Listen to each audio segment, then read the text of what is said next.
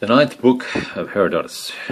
We're going to look at the 20th chapter, or 20th paragraph here in this book. And just have a little listen to see what happened on the first day, and perhaps gain some insight as to why the Greeks decided to change positions from a very powerful locked position on the ridges and hills just outside Plataea, just to the north of Plataea.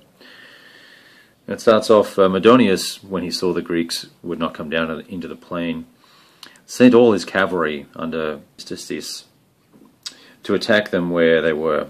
Now he was a man of such repute among the Persians, and rode a Nicaean charger with a golden bit, and otherwise magnificent caparisoned.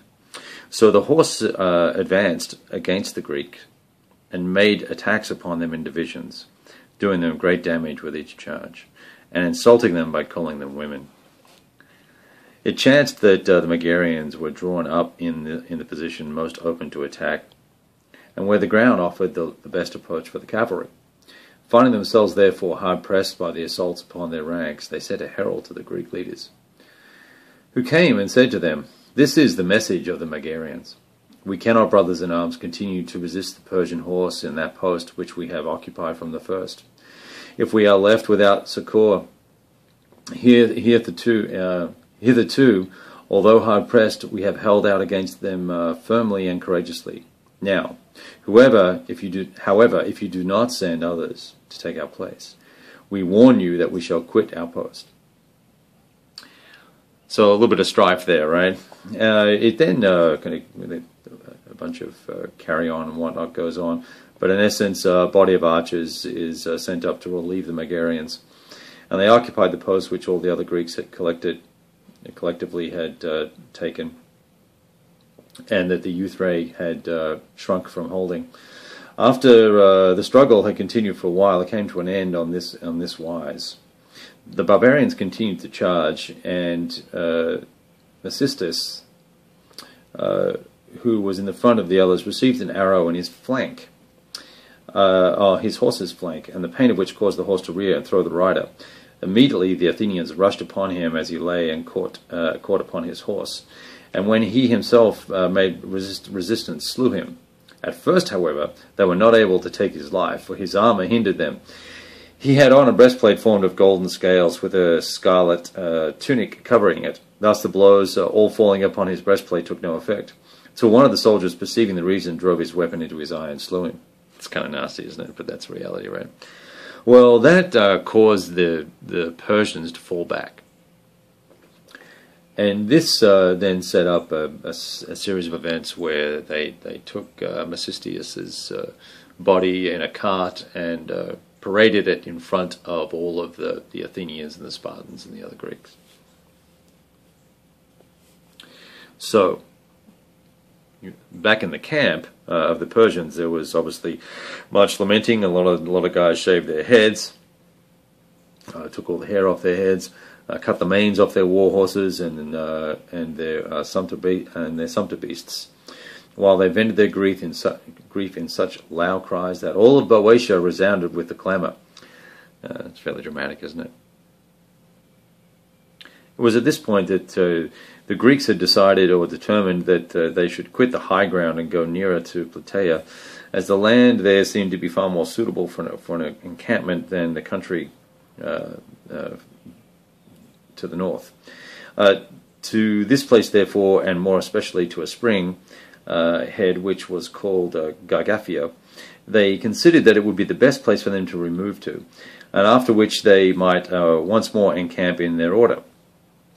So they took their arms and proceeded along the slopes of Cithaeron, past Hyacea, to the territory of the Plataeans.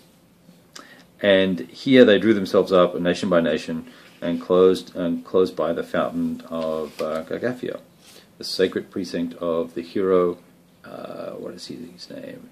Androcrates. Partly among some hillocks of no great height, and partly upon the level of the plain. And it was at this point that there was a fair amount of disagreement as to who was going to have which position on the battlefield. The Spartans obviously had right to the right flank, the position of honor.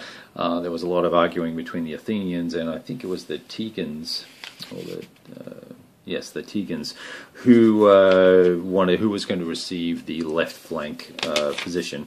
And I think that that was all resolved by laying claim to magnificent performances at Marathon.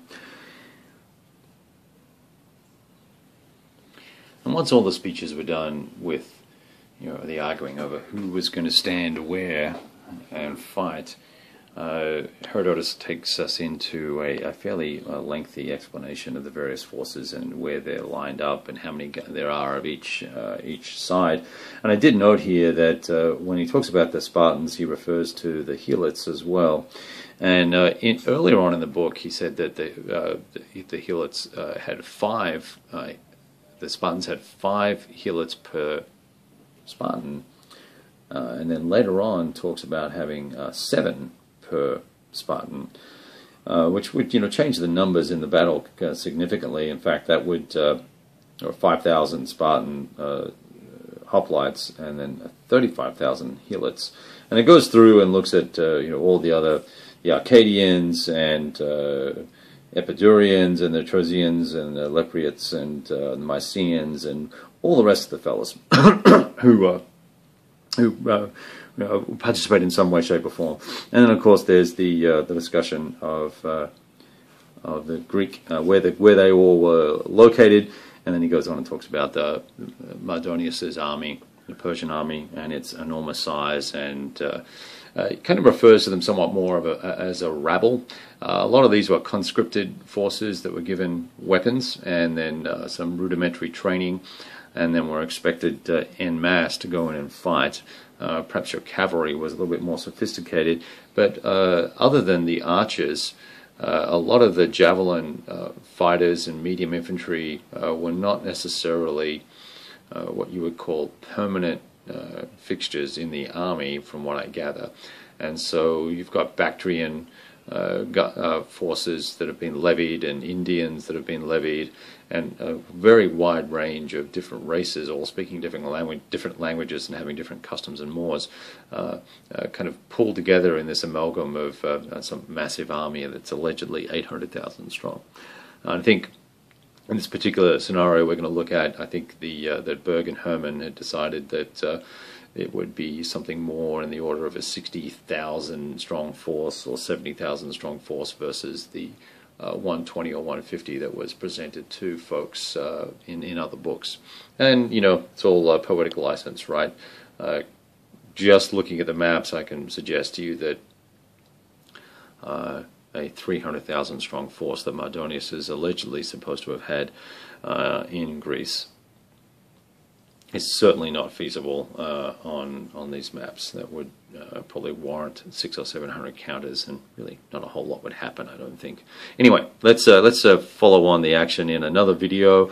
We'll talk a little bit more about the actual movement of the forces that really set up the Greeks to be in a very difficult position, and why that happened. And then we'll also look at what Mardonius does to take advantage of what is happening on the morning of the battle, and why the battle is actually engaged. We'll look at that in just a moment.